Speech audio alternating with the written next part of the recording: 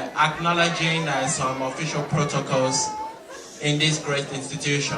The Vice Chancellor of the Cranfield University, Professor Sir John O'Reilly, the Dean of Faculties and Directors of Schools, the heads of departments, students and alumni of this great citadel of learning, Cranfield University, members of the press, distinguished ladies and gentlemen, good evening.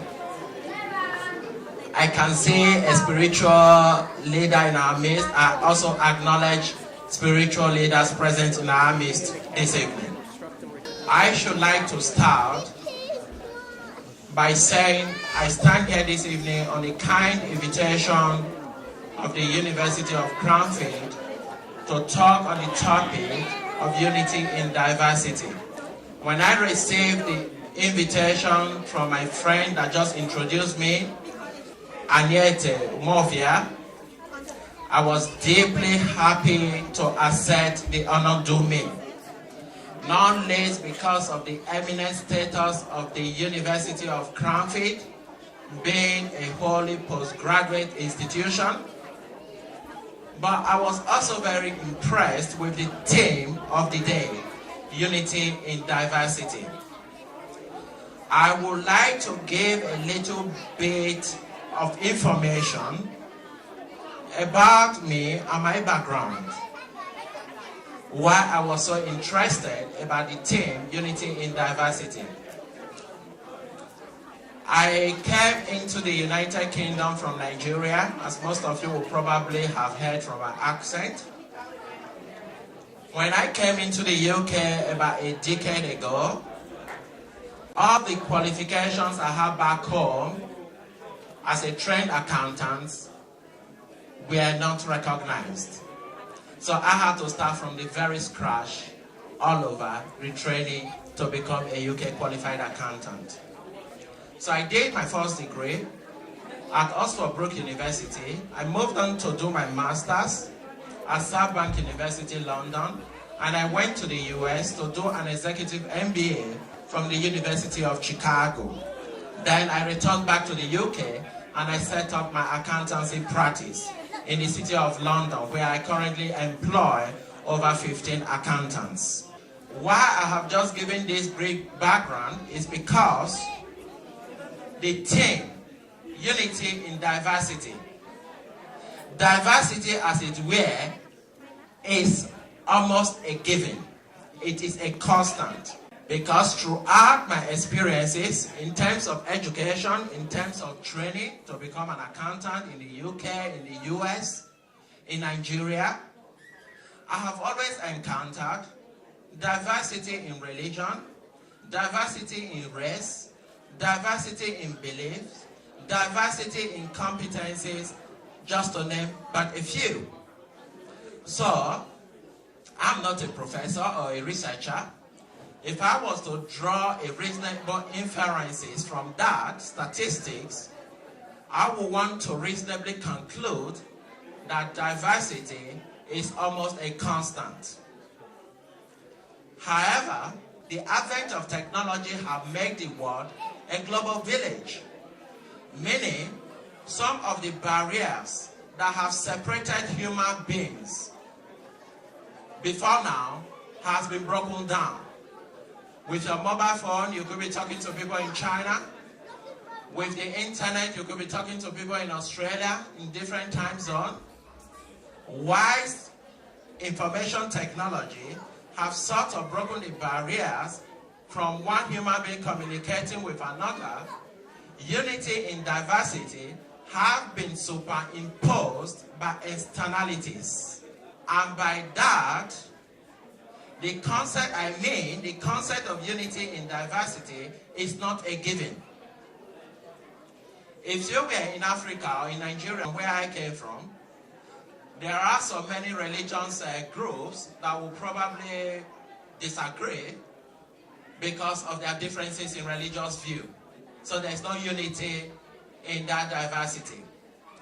If you are in England, on the other hand, and with most other Western democratic countries, you find that because of the forces of law, operation of the rule of law, you are not allowed to discriminate on the basis of race, creed, nationality, gender, or beliefs.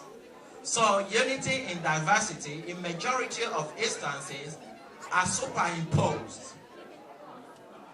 Human beings by nature do not like diversity. They do not want to be taken out of their comfort zone.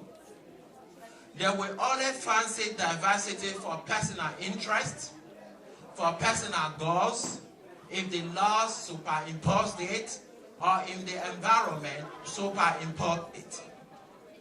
However, we can all attest to the beauty of diversity, one of which we are celebrating today.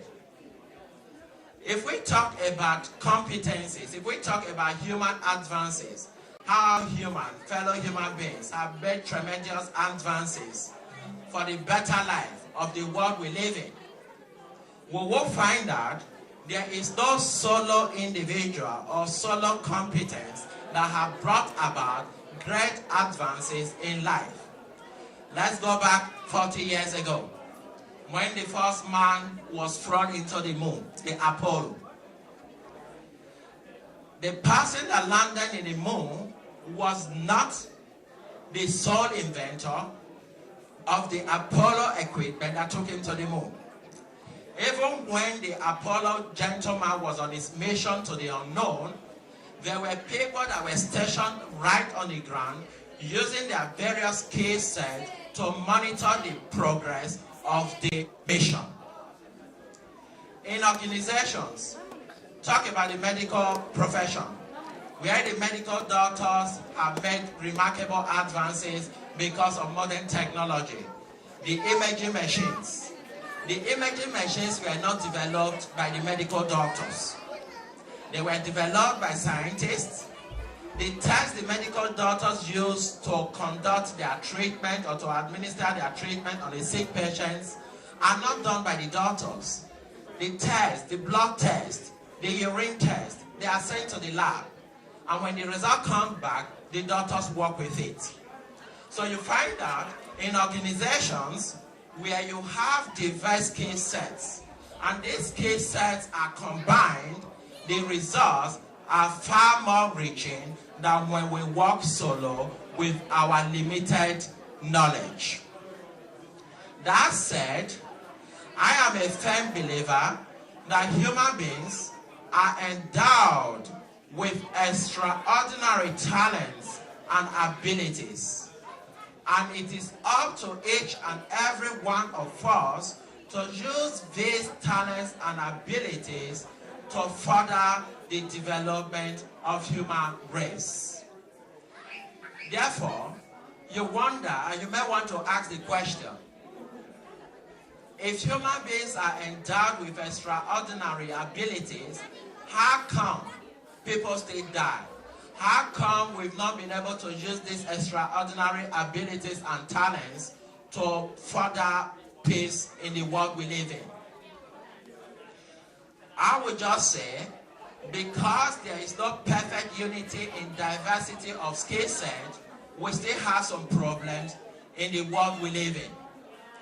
But if each and every one of us were to combine our skill sets, recognizing the tremendous talents that are embedded in one another, and trying to see the good in one another, and bringing this good together, we will be able to liberate the human race, and we will be able to have a perfect unity in diversity, and therefore advance humanity beyond where we currently are today.